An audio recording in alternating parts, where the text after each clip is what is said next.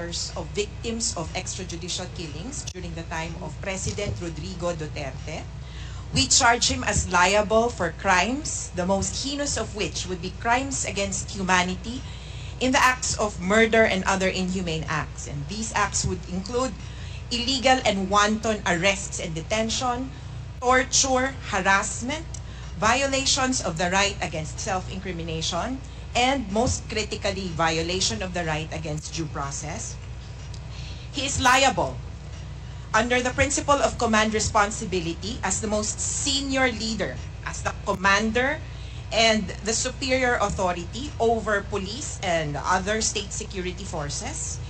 He is liable for conspiracy because of the institution of a state policy to neutralize, negate, whomever he identified as so-called quote-unquote enemies of the state under the guise of anti-drugs, anti-criminality, and anti-insurgency campaigns. He is liable as a principal by inducement or a principal by indispensable cooperation, having ensured that these killings and these crimes are committed with horrifying impunity. Your Honor, kasama ko po ngayon ang mga parang sinakluban ng langit at lupa noong panahon na yon. Pero ililinaw po namin na hindi po kami sasama, hindi po namin susundin yung imbitasyon ni Presidente Duterte na sumama sa kanya sa impyerno. Dito lang po kami sa mundong ibabaw para po ipaglaban ang katarungan. Okay. Your Honor, please avoid yes, Your Honor. Taunting. Whatever, for lack of a better word, iwasan po natin yon.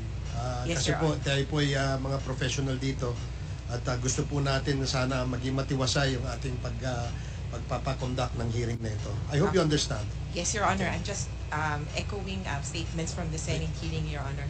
But anyway, ang para po sa amin, wala pong kapatawaran kung walang katarungan at walang katarungan kung walang katotohanan. Kaya ito pong pagkakataon na ito ay para po malaman kung bakit ang quote-unquote war on drugs, gera laban sa droga, naging massacre ng mahihirap.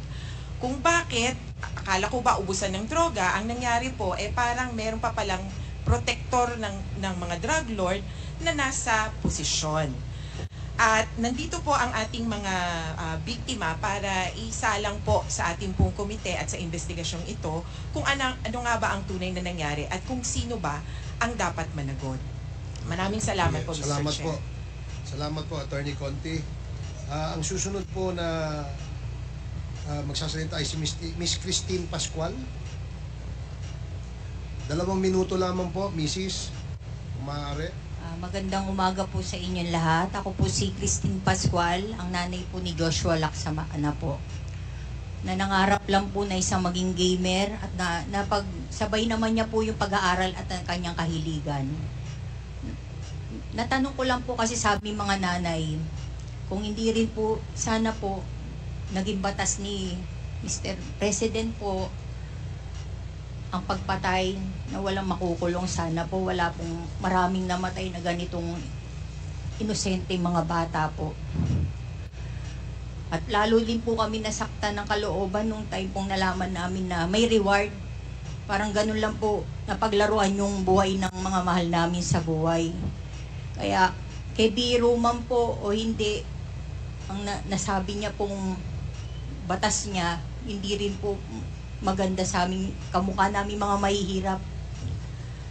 Kaya lang po lumalakas din ang loob namin. Ito na lang po yung paraan sa kamukha namin mga mahihirap kung paano po manawagan sa inyo at buksan po ang puso nyo na hindi po biro ang hanggang ngayon ang nararamdaman namin.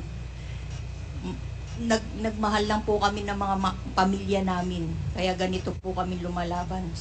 Hindi sana magkakaroon ng ganitong maraming namatay ko na disiplina po agad ang ginawang batas po ng ating presidente. Salamat po. Okay, maraming salamat po, Mrs. Ang sunod po ay si Miss Lore Paslo. Lore Paslo po. Pasko po. Lore Pasco, may 2 minuto po kayo, ma'am. Magandang umaga po sa lahat. Ako po si Lore Pasco. Nanay po ako ng 2 anak ko na pinaskilan. Ano po yan? May 2017. Ito po ay isang security guard at ito naman po ay binata. Ang masakit po ay 4 po yung naiwan. Mahirap po sa amin talaga na hanggang ngayon po ay walang hustisya dahil po wala talaga pong masusing investigasyon para doon po sa mga pinaslang.